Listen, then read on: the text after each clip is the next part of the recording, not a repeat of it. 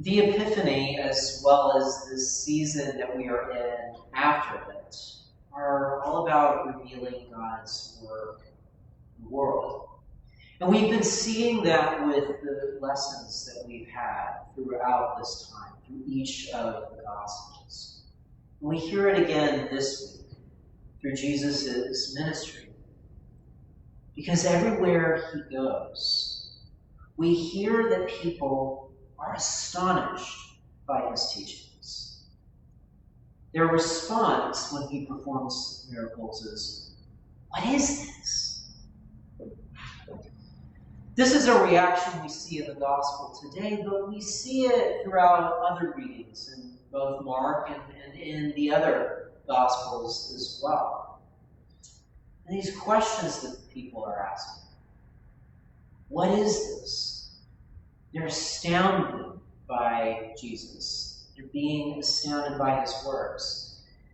These questions they ask, these reactions that they have, they suggest that these people have no idea who Jesus is.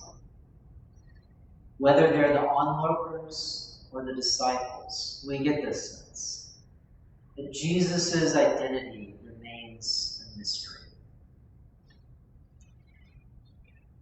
That might seem strange to us, that these people don't really know who Jesus is.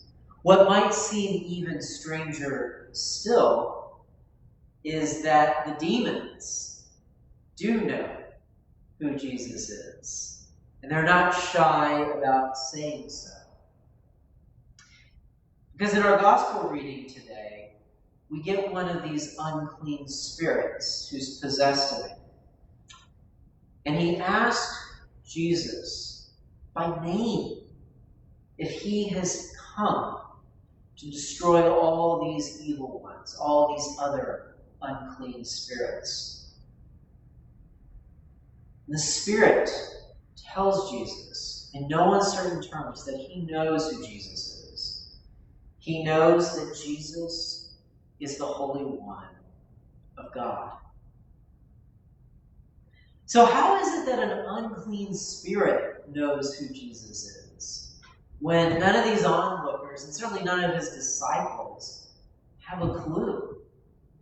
Well, if you're a fan of spy flicks, or if you like mystery stories, you might have a little bit of a clue from there. Whether you have a preference for Jason Bourne, or James Bond, or Sherlock Holmes even. All of these characters have something in common, because they see things around them that no one else is able to. They, like these unclean spirits, know who their enemies are. In the case of spies, they know who's around them hunting for them. In the case of detectives, like Sherlock Holmes, they're able to find these little clues that point them to the murderer, to the suspect. And they're all able to do this because they keep their eyes and ears open. They're paying attention. They see things that everybody else misses because their eyes and ears are open, because they're paying attention.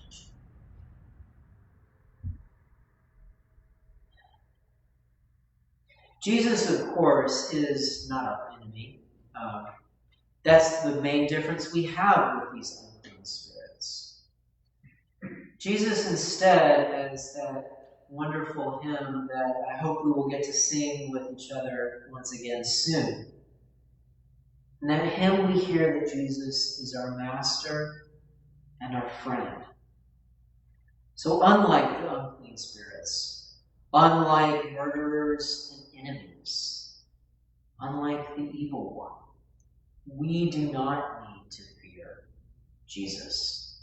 We don't need to fear Jesus at all.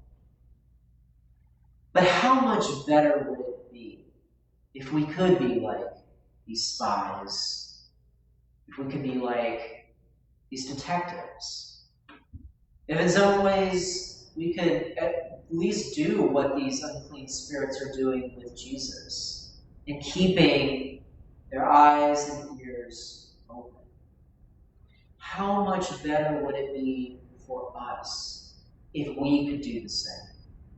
If we could keep our eyes and ears open. Not because we're out worried about an enemy, but because we are searching for our Master and our friend. If we keep our eyes and ears open, we can be open to the words of that Master and that friend. We can be open to seeing and hearing who it is that Jesus truly is. If we keep our eyes and ears open, we'll have a better sense of what it is that Jesus is doing in this world. Then if we can see what Jesus is doing, then we will know all the better what it is we need to do to be better servants and followers of our Lord Jesus Christ in this world.